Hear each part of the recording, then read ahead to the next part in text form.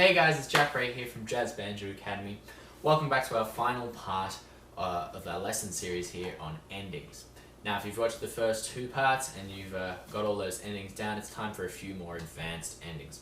So a few of these are direct transcriptions from Louis Armstrong lines, and they're not particularly common play, but they are really effective and great lines. And the last one we're going to look at is what's called a double ending. That one's important to know because it's a little bit different than another one. It's 4 bars long, whereas all the other endings we've looked at essentially have been 2 bars long. Now this first ending we're going to look at comes from I Want a Big Butter and Egg Man, or I Want a Big Butter and Egg Man from way down south or from out west, whatever you want to call that tune. This is the line Louis Armstrong plays at the end of that to end this tune. Now they do it in the key of G, but we're going to keep them all in the key of C just so it's clear for you guys, and then you can go and transpose them to whatever key you're playing a song in. So the important thing to note about this line is it starts on the and of 4 of the bar before these last two. So 1, 2, 3, 4.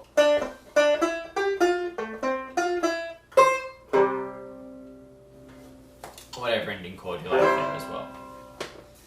This is a cool little line. It starts on the 2 of the scale, then goes up to the 3rd, skips up to the 5,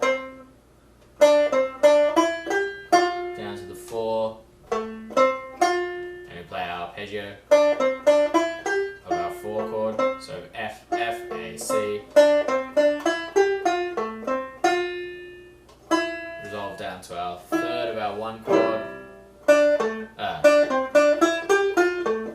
then skip up to the 1, that's a C.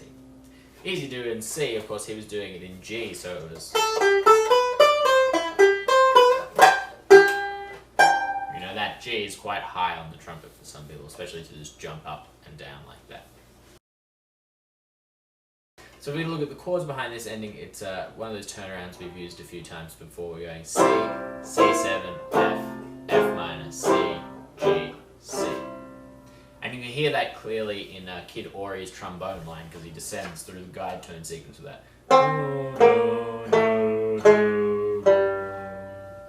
That. So it's da bu da do di a bu do di a di,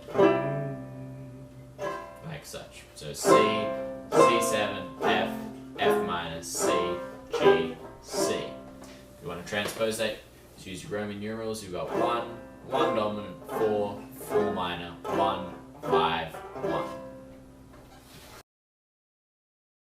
So this next ending is from I'm Gonna Getcha, or I'm Gonna Getcha, however you want to say that. Originally it's in the key of F, so it sounds like this. 1, 2, 3, 4.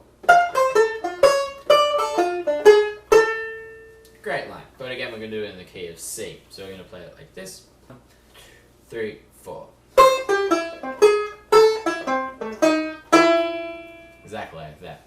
So what's going on here is we're going down our C major arpeggio, just straight triad, 1, 5, 3, 1. Now we're drumming up a flat 6 there, minor 6 interval, so our raised 5th G sharp there. So that's on our 6th fret of the D string if you're wondering. We're moving up a half step, it's A minor, we're coming down our A minor arpeggio. So we've got 1 and 2 and 3, 4 and 1, and now we do a little blues thing. It's flat 3, 1, and that's where we resolve. So in time, 2, 3, 4. 1 and 2 and 3, 4 and 1 and 2, 3. The chords for this are a little bit ambiguous. Perhaps they hadn't rehearsed this ending, or it's just a little bit of an unusual sounding ending, but it's going to sound pretty hip against a lot of those various turnarounds. What you can play is either C, D half diminished, G7, C, G, C. What sounds nice and clear as well is just playing F minor.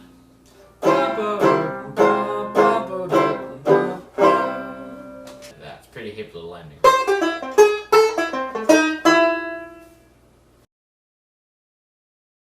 Okay, so our very last ending for this series is what's called a double ending. Now this is somewhat tricky to pull off for some people, but if you're really confident about it, it can be really clear.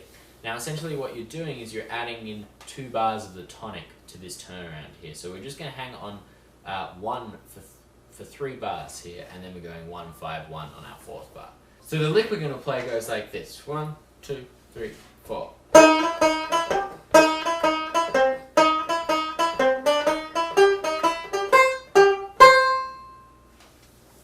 Now, what we're going to play behind that is just 1 for 3 measures. So go.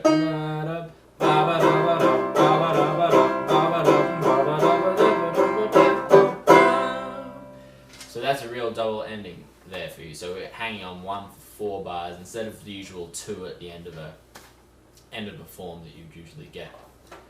So if we have a look at the little lick first, we're starting on the flat 3 there, and we're phrasing in 3/4 essentially. So it's 1 and 2 and 3, 4 and 1 and 2, 1 and 2 and 1. So 1 and 2 and 3, 4 and 1 and 2, 3 and 4, and now this brings us to our line here: 1 and 2 and 3 and 4 and 1, 2, 3. So that last bar is one we've used a lot in these endings. So if we play that in time, nice and slow: 1, 2, 3, 4.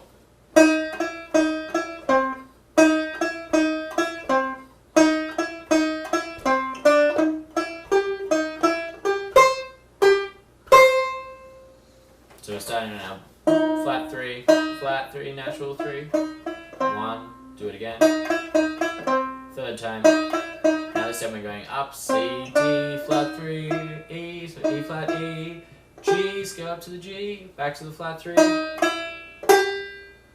go flat 3, natural 3, 5, 1, 5, 1, C, G, C.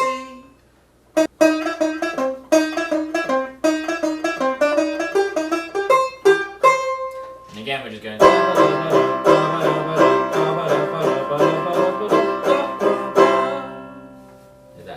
It's a great little device, and it's unless you're really confident with it, the problem is that the band finishes 2 bars before you all the time. So it's really clear, and it's really important not to sort of resolve too early.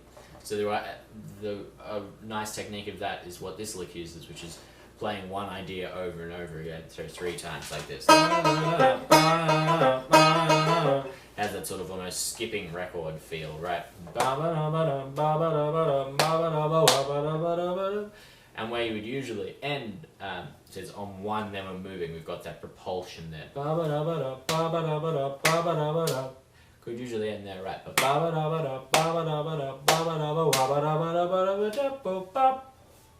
Nice and strong. Thanks for watching, guys, and I hope you enjoyed that final part of the lesson series on endings there. Make sure to check out the rest of the stuff here on Jazz Banjo Academy. Click subscribe to see more videos, and we'll see you next time.